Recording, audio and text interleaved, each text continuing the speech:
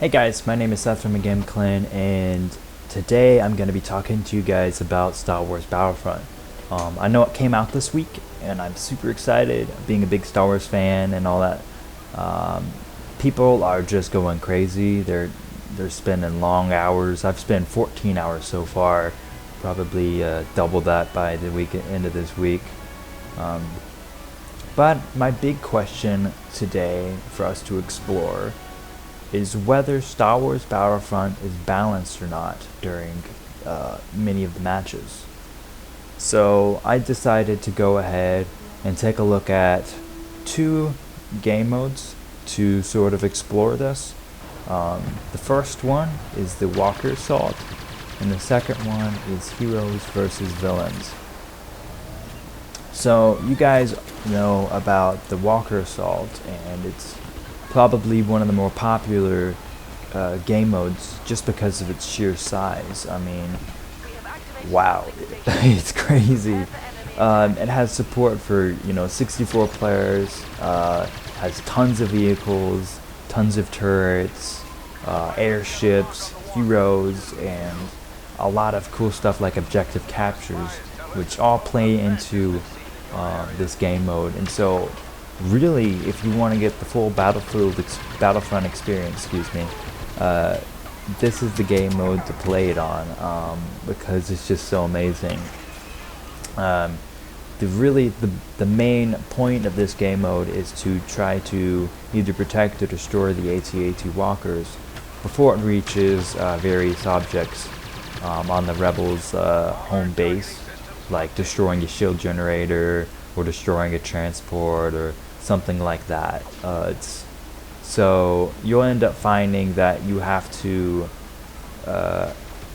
work really hard in order to get any sort of damage on these things, because remember, the Empire side is also trying to defend this thing, defend the walkers as well.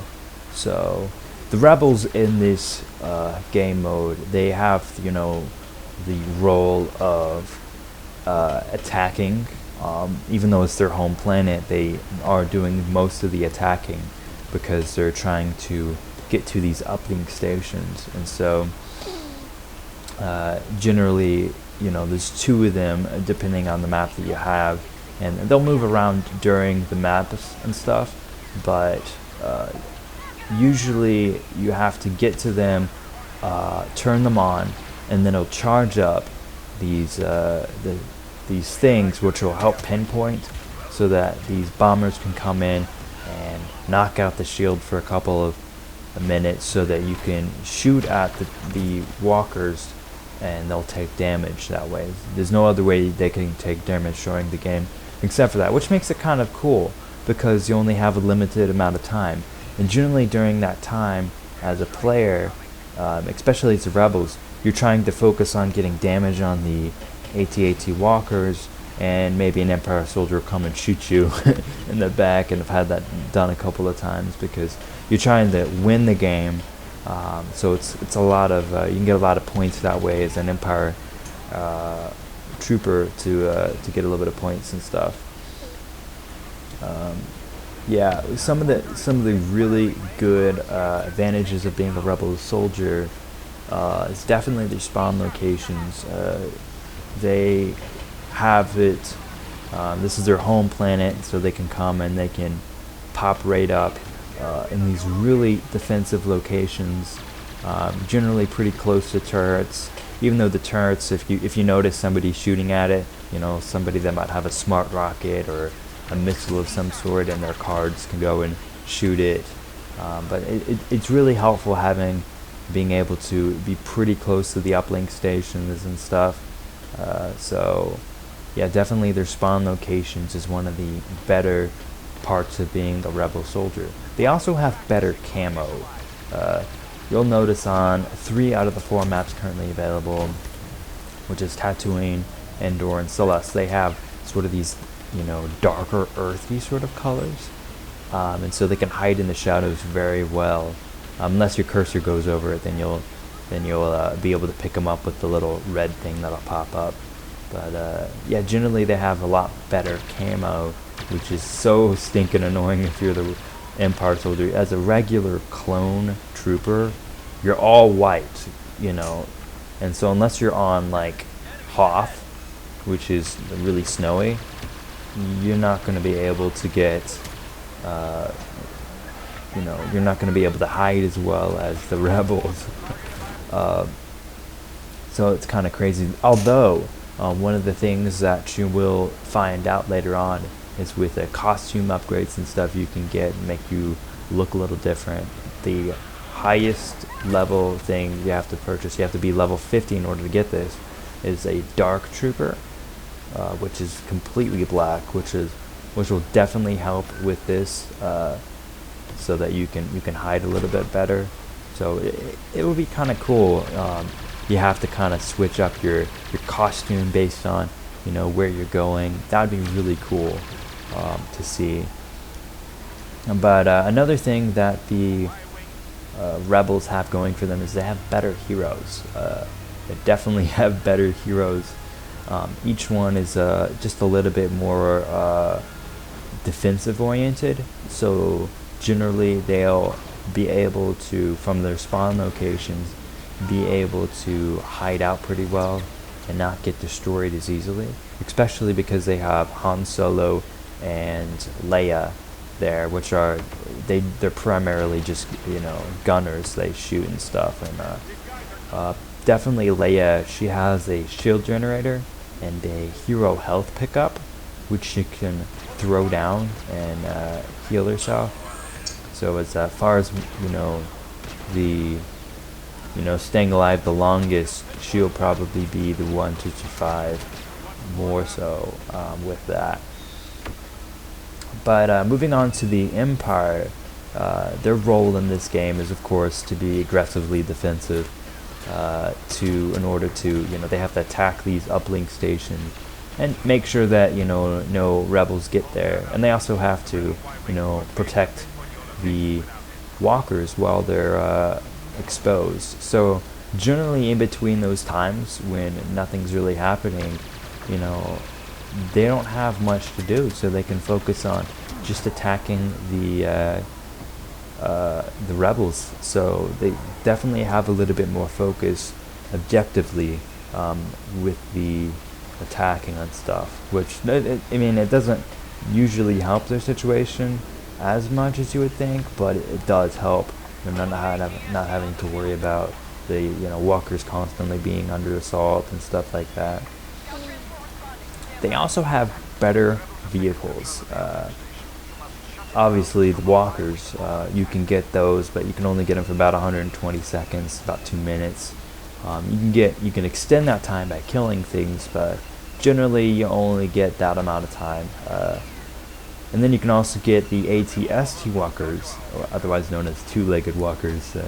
That's a little bit more of a elementary way to explain them, but yeah, those are heavy, really heavy. They can do a lot of damage to a lot of players, especially if there's a group of them. So, and they have a little, it shoots a little like spray of like grenades that'll bombard everything, and shoot a missile too, which is really nice. And not only their huge heavy attack as well, but those have no time limit, but they will take damage. So you can only have them for so long before people start catching on and start blasting you. But yeah, as opposed to the rebels, you know, generally they don't have anything but a speeder bike every so often, maybe on the Endor planet, but that's about it. They usually don't have as good of vehicles, but they also have the Empire also has better air control. Just think about, you know, there's walkers going towards your shield generator. You have to focus on, in some points of the game, you have to focus on not only shaking the guy off, you know, on your 6, you know, that's trying to shoot you and blast you with missiles and explode you, and you also have to attack the walker, and you only have a certain amount of time to do that, so you're generally going to let down your guard. So usually the rebel soldiers will get a bit more damage and not be able to control the air as much as the Empire, just based off of that, because it's hard trying to focus on more than one thing, and constantly having to, you know, outrun or turn on a shield or, you know, do a maneuver. But generally, as far as the Walker Assault goes, it's actually very even, very balanced. You know, sometimes it may seem like, you know, you're getting, you know, the Rebels might be better or something like that, but generally there's better players on that team, and they've been, you know, playing other games like Call of Duty or Battlefield or stuff, and they have previous, you know, FPS game experience, so they're generally going to do a little bit better. So just to sum things up again, the Empire does have, you know, better focused objectives. They do have better vehicles and better air control, while the Rebels have better camo, better heroes, and better spawn locations. So all those factor into what makes the game sort of like a unbalancedly balanced, if you understand that. So they're better at some things than others, which makes it a little bit more interesting, and you know, yeah, a little bit of an unbalance sometimes makes the game a little bit more fun too. So, but the next thing, the next game mode we're going to be talking about is the heroes versus villains. These battles are, you know, a lot more iconic. You know, you have all the heroes and all the villains, and they're all facing off against each other, and it's just kind of cool. You know, Luke Skywalker, Darth Vader, you know, the Emperor, Leia, Han Solo, Boba Fett, which is really cool. I like the way that he flies and stuff. But that game mode is a lot of fun for me, because you're trying to protect the heroes. If you're not one of the heroes, you can be just a regular trooper, or even an honorary guard, or a shock trooper. And those guys are, you know, a little bit more powerful, but they can't regenerate. So yeah, so you can die as many times as you want as a regular unit, but as if you're a hero, you can only be a hero once, and then they'll die, and then they'll kind of tick off at the top of the screen. I might have some footage going in the background, but they'll tick off on the back of the screen, and it'll basically, when all the heroes are dead on one team, then the other team wins, assuming that they have heroes as well. But sometimes you'll get into matches where both teams are really, really good at protecting their heroes, and you might have, you know, both teams might have one hero left, but they're kind of running around, you know, evading things, and you know, all the other units are protecting them properly and stuff, and the time will come off on the match or that round, and it will, you know, it will be a tie, which is really, really interesting, and it makes it kind of fun. But as far as the, you know, the heroes versus villains, the things that work for them is that they have better range. The Rebels do, their heroes, because you know, they have guns. Now Luke Skywalker is more melee, but the other two definitely have better range,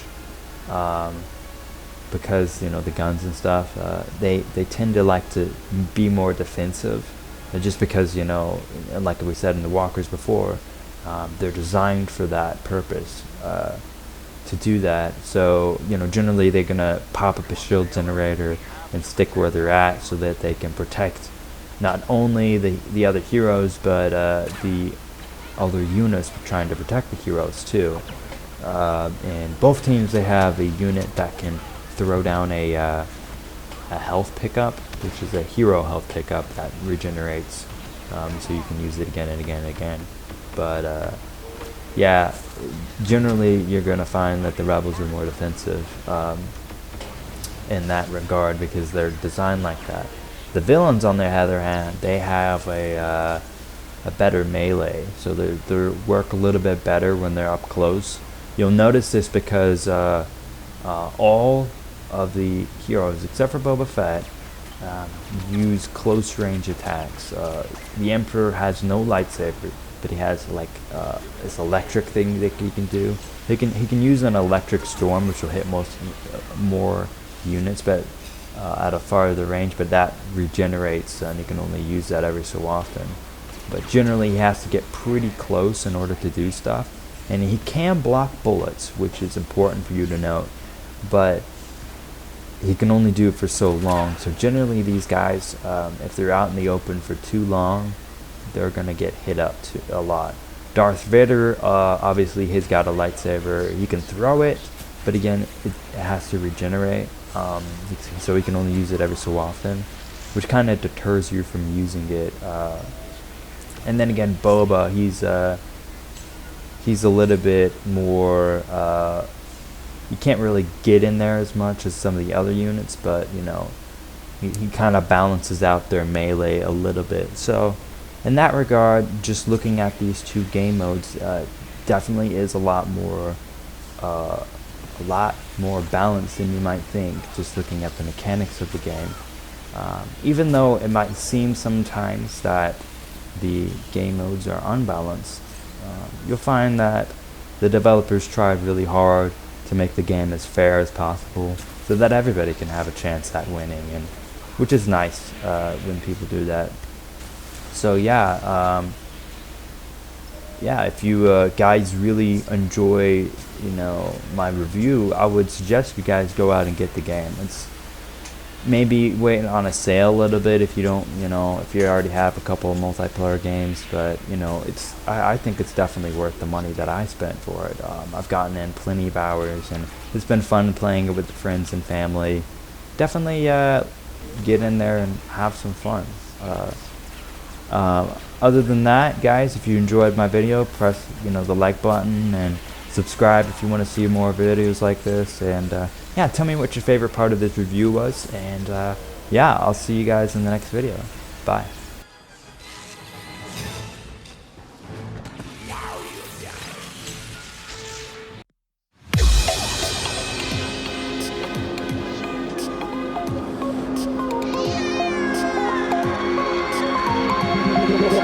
Felt me like a Hellcat.